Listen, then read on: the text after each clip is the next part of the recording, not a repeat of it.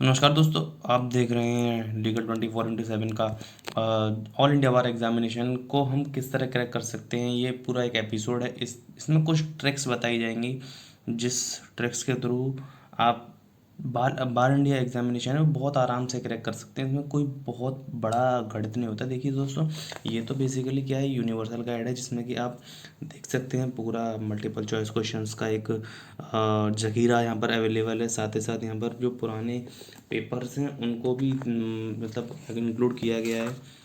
देख जो रिसेंट में जो ऑल इंडिया बार एग्जामिनेशन में जो टूल आया है वो ये है कि आप जो है बुक्स नोट्स टेक्स्ट बुक्स नहीं ले जा सकते, बट हाँ आप बार जो आपके जो एक्ट्स हैं उनके बेयर एक्ट वगैरह हैं जो वो सारे ले जा सकते हैं। तो चलिए शुरू करते हैं। देखो, मैं इसकी बहुत सिंपल तरीका बता रहा हूँ दोस्तों। जितने भी इम्पोर्टेंट आपके जो टॉपिक्स इन द सेंस कि जो आपके सब्जेक्ट्स हैं उनके बेयर एक्ट, जैसे जितने भी जैसे जिन जिन के मैक्सिमम मार्क्स हैं, जैसे इसका कॉन्स्टिट्यूशन का 10 नंबर का जो है पोर्शन आता है। साथ ही साथ आईपीसी का 8 और सीआरपीसी का 10, सीपीसी 10 और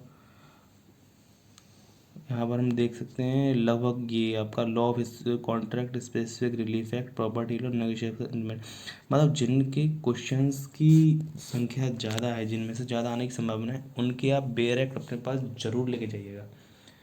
अब उसे होगा क्या बेयर एक्ट, उनके बेयर एक्ट से लेने से दोस्तों, जिन जिन का जो पोर्शन ज़्यादा है उनके क्वेश्चन सबसे ज़्यादा अवेलेबल होंगे। और सबसे बड़ी बात यह है कि बेयर एक्ट होने का एक बहुत बड़ा फ़ायदा ये होता है कि आपको सिर्फ पेपर उठाना है। अब आप क्वेश्चन पढ़िए, क्वेश्चन क्या कह रहा है कि आर्टिकल ये क्या कहता है। तो आप क्वेश्चन उठाना, बेयर एक्ट पलटना है, उस आर्टिकल तक पहुंच जाना और आर्टिकल को अच्छे से पढ़ लेना है और आप क्वेश्चन देख लेना है। उसके बाद आपको सिर्फ वो जो आंसर जो मिस मतलब मैच हो रहा है आपके उन 4 ऑब्जेक्टिव्स में से, तो आपको वो आंसर वहाँ से फाइंडिंग कर लेना है। सपोज हम देखिए यहाँ से कुछ देखते हैं कि section 26 of Indian evidence acts provide. तो मेरे पास इंडियन एविडेंस एक्ट आ चुका है, तो मैं इंडियन एविडेंस एक्ट का 26 देखता हूँ कि ये क्या कह रहा है। तो मैंने खोलता हूँ, तो ये है इंडियन एविडेंस एक्ट का जो सेक्शन है वो 26। तो आप देखिए, confession by accused while in custody of police not to prove it against him.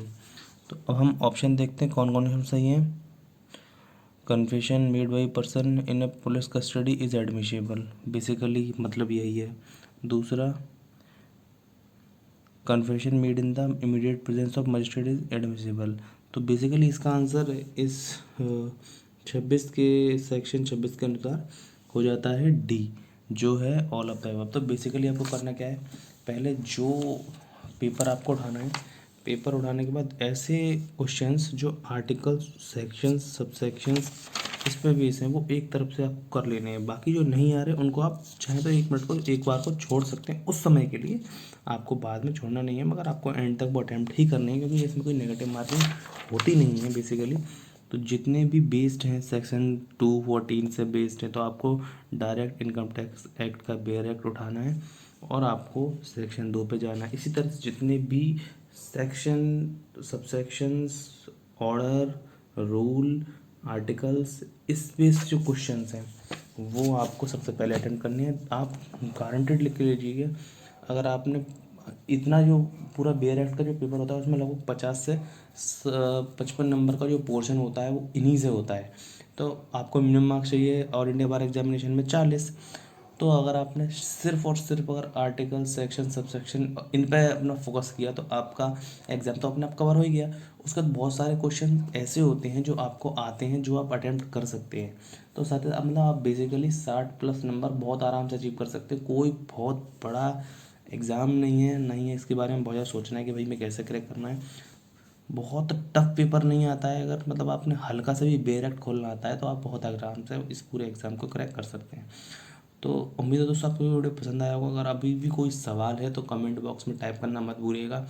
हमारे, अगर आप इंस्टाग्राम चलाते हैं तो इंस्टाग्राम पेज को लीगल 24/7 सर्च करके फॉलो करना मत भूलिएगा। साथ ही फेसबुक पेज और यूट्यूब चैनल को लाइक करना, यूट्यूब चैनल को सब्सक्राइब करना मत भूलिएगा। थैंक यू वेरी मच, धन्यवाद।